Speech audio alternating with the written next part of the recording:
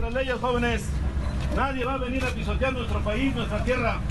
México amaneció con un operativo que pocos se atrevían siquiera a imaginar. La frontera sur dejó de ser un punto de paso caótico para convertirse en un muro vivo de uniformes, vehículos militares y tecnología de vigilancia.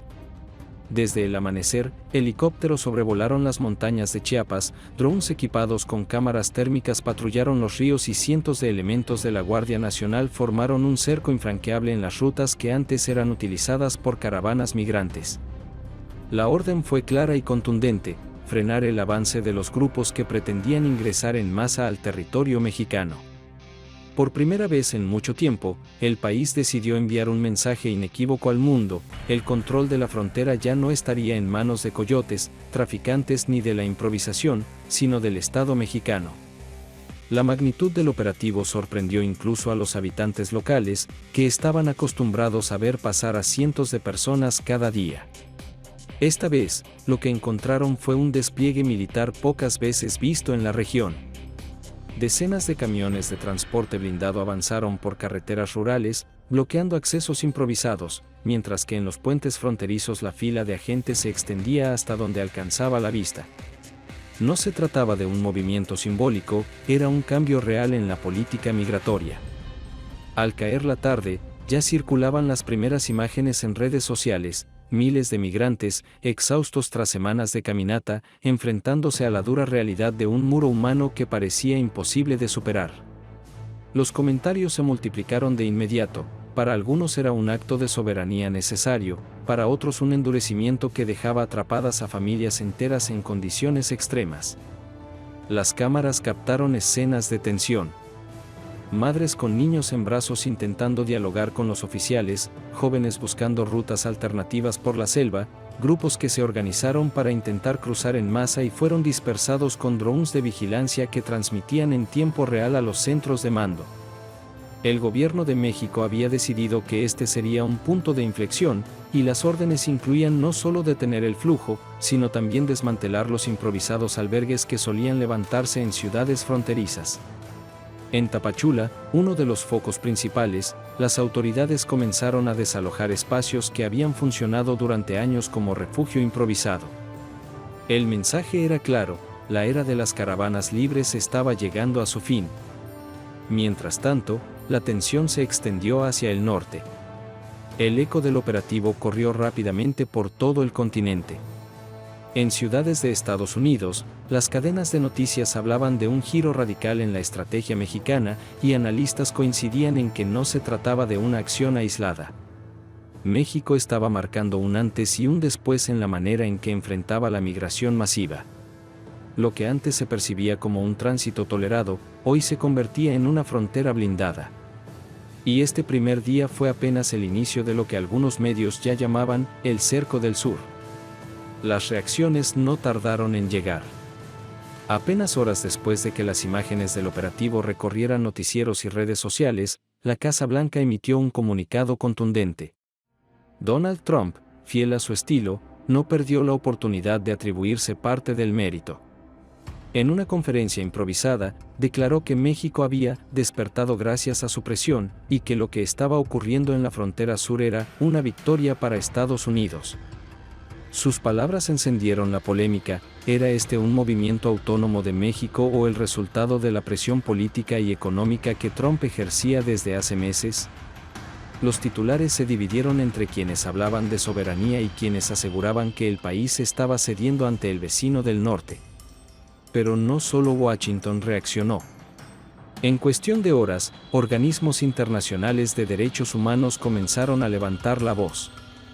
Amnistía Internacional y Human Rights Watch denunciaron que las imágenes mostraban un trato inhumano hacia miles de migrantes que habían quedado atrapados en campamentos improvisados, sin acceso a agua potable ni alimentos suficientes. Se hablaba de una crisis humanitaria que podría desbordarse en cualquier momento. México, por su parte, defendió la estrategia argumentando que se trataba de un asunto de orden y seguridad nacional. El canciller salió ante los medios para subrayar que el país no podía seguir siendo corredor de flujos irregulares que, en muchos casos, terminaban en tragedias. La tensión escaló aún más cuando grupos de migrantes lograron evadir a las autoridades y avanzaron hacia el interior de Chiapas. Los videos de cientos de personas atravesando ríos a pie, bajo la mirada de drones y helicópteros, se volvieron virales. Cada imagen se convirtió en combustible para un debate global. ¿Era México el nuevo muro de Trump? ¿O estaba realmente tomando control de una situación que llevaba años fuera de control? En Washington, congresistas republicanos aplaudieron la acción, mientras que voces demócratas criticaron la militarización de la migración. El tema se convirtió en trending topic mundial y, por primera vez en mucho tiempo, la política interna de México estaba en el centro del escenario internacional. Lo más sorprendente fue la respuesta del propio Trump en redes sociales. En su estilo característico, lanzó un mensaje que desató furia y risas a partes iguales. México finalmente está haciendo el trabajo que nunca quiso hacer. Gracias a mi liderazgo, tenemos el mejor muro, un muro humano. Y no nos costó un solo dólar. La frase se volvió viral en cuestión de minutos. Mientras sus seguidores celebraban, miles de usuarios en Latinoamérica reaccionaban con indignación. Para muchos, la afirmación era una muestra de desprecio hacia México, reduciendo el esfuerzo del país a una simple herramienta de la agenda estadounidense. Al interior de México, las opiniones también estaban divididas. Algunos ciudadanos veían con buenos ojos el endurecimiento, pues aseguraban que la migración descontrolada había generado inseguridad y presión económica en varias ciudades. Otros, en cambio, denunciaban que se estaba sacrificando la tradición de hospitalidad y solidaridad que había caracterizado al país durante décadas. Lo cierto es que el operativo no solo había cambiado la dinámica en la frontera, sino que también estaba polarizando a la sociedad mexicana. El eco de las acciones en la frontera sur de México no tardó en llegar a Centroamérica. Gobiernos como el de Guatemala y Honduras acusaron a México de convertirse en un estado tapón al servicio de Estados Unidos, mientras que El Salvador convocó a una reunión de emergencia para discutir el impacto en su propia población migrante. En los pasillos diplomáticos de la región se hablaba de una crisis que no solo era migratoria, sino también política y económica. Miles de familias que soñaban con cruzar hacia el norte quedaron varadas en ciudades mexicanas, donde la infraestructura colapsó ante la llegada masiva. Albergues improvisados, hospitales saturados y enfrentamientos en comunidades fronterizas comenzaron a multiplicarse. En pocas semanas, la situación dejó de ser un tema bilateral entre México y Estados Unidos para convertirse en un problema regional de proporciones históricas. Trump aprovechó la coyuntura como solo él sabe hacerlo, transformando un hecho complejo en un eslogan de campaña. En mítines multitudinarios, levantaba el puño y gritaba que su presión había obligado a México a construir el muro más efectivo del mundo, y gratis. Sus seguidores lo ovacionaban, mientras las imágenes de soldados mexicanos deteniendo caravanas se proyectaban en pantallas gigantes como si fueran trofeos. Con cada discurso, Trump no solo consolidaba su narrativa de fuerza frente a la migración, sino que además enviaba un mensaje a sus votantes, que solo él tenía el poder de doblar a un país entero para que cumpliera sus intereses. Lo irónico es que, mientras Trump se adjudicaba la victoria, en México el discurso oficial era muy distinto. El gobierno aseguraba que la medida respondía a una política soberana y que la cooperación con Estados Unidos era únicamente para garantizar la seguridad nacional. Sin embargo, la percepción pública internacional parecía inclinarse más hacia la versión de Trump, que México había cedido ante las amenazas arancelarias y comerciales. Esta narrativa, difundida por cadenas como Fox News y CNN, caló fuerte en la opinión pública norteamericana, convirtiendo a México en el símbolo de la mano dura de Trump. Mientras tanto, en el terreno, la tensión se intensificaba. En ciudades como Tapachula y Tenosique, comerciantes, transportistas y ciudadanos denunciaban que la llegada masiva de migrantes estaba provocando un colapso en los servicios básicos. Hubo protestas locales que exigían al gobierno federal mayor apoyo económico para enfrentar la crisis.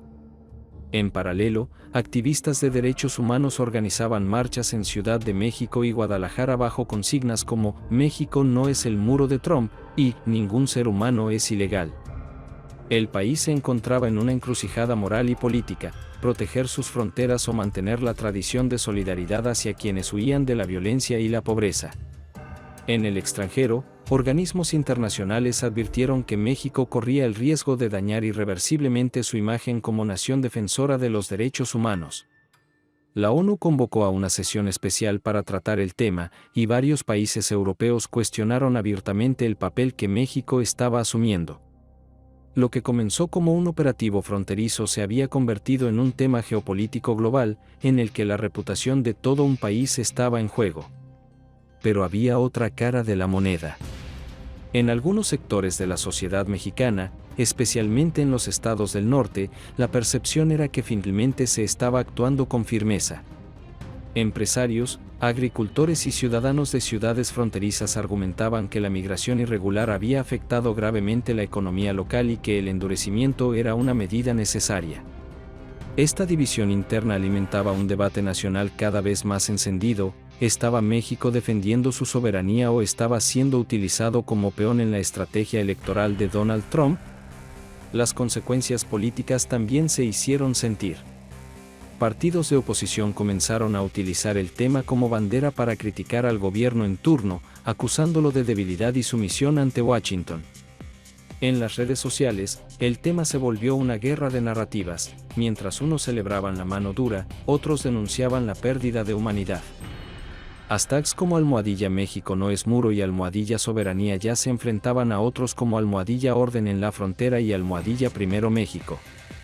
Lo más preocupante era el futuro inmediato. Analistas advertían que, con Trump en campaña, la presión hacia México no haría más que aumentar. Cada paso que el país diera en materia migratoria sería utilizado como argumento en sus discursos, y cada tropiezo sería magnificado por la maquinaria mediática estadounidense. México se encontraba en una posición frágil, atrapado entre las exigencias de su poderoso vecino del norte y la necesidad de mantener la estabilidad interna y la dignidad nacional. En el fondo, lo que estaba en juego era mucho más que la política migratoria. Era la percepción de hasta qué punto México podía trazar su propio camino frente a Estados Unidos, un dilema histórico que se repetía bajo nuevas formas. Y mientras las caravanas seguían llegando, mientras Trump seguía tuiteando y mientras el mundo observaba con lupa, quedaba claro que este conflicto no había hecho más que comenzar.